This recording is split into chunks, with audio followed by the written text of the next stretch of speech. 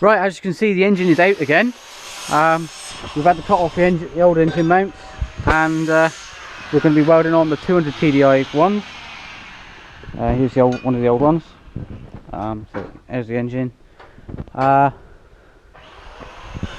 Getting things cleaned up, ready, and then we will weld these on, sink her in again. We've had to cut the cross member, cut the centre section out of it, purely because the bottom of it actually hits the bottom of the gearbox. So that will be, well, we'll mount that in and mount the cross members to the chassis, and then afterwards we'll weld in a bar or something just to give it that strength back again, hopefully with something that doesn't ride too low.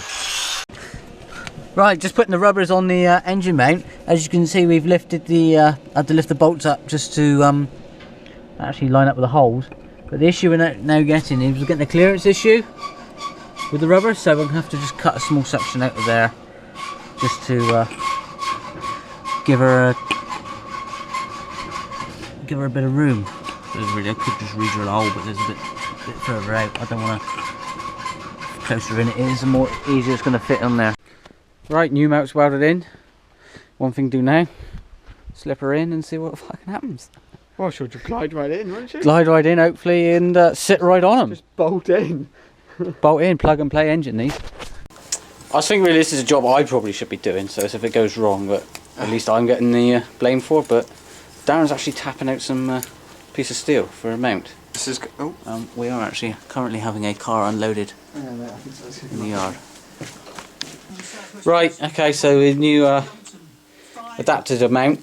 So we've got 200 TDI rubber mount there, 2 sections cut out. Before Chris started recording, I managed to just thread that right in there, like so. See? There it goes. See, that one threads in there, and that lines up with that there, which is then going to take an M10, hopefully, if we can. Yeah, she'll snug down past. Oh yeah, she will. She'll snug down past. There she is. So that's then going to bolt into the. Well, let's go out to the truck and do it. Yeah. Well, I have to lift up a bit to get it in. So that's going to go in there.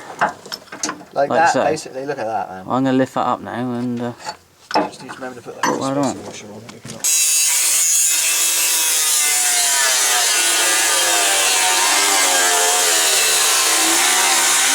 I tell you what, you can't leave him 2 minutes without having to cut something. In fairness, you do need to make a hole.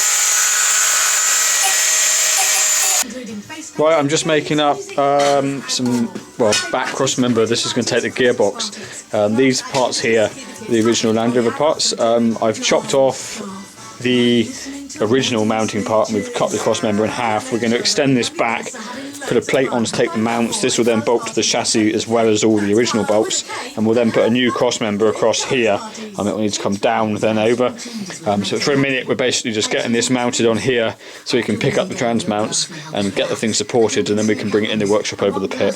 So I'm just marking this up now. I'm going to put some weld on it. Right, that's pretty much how that's going to go. Right, there's the two made up chassis mounts. There's going to be more bits welded on them yet, but we don't know exactly where until it's actually bolted to the Land Rover to line up with the trans. Okay, as you can see, I'm underneath the Land Rover this evening.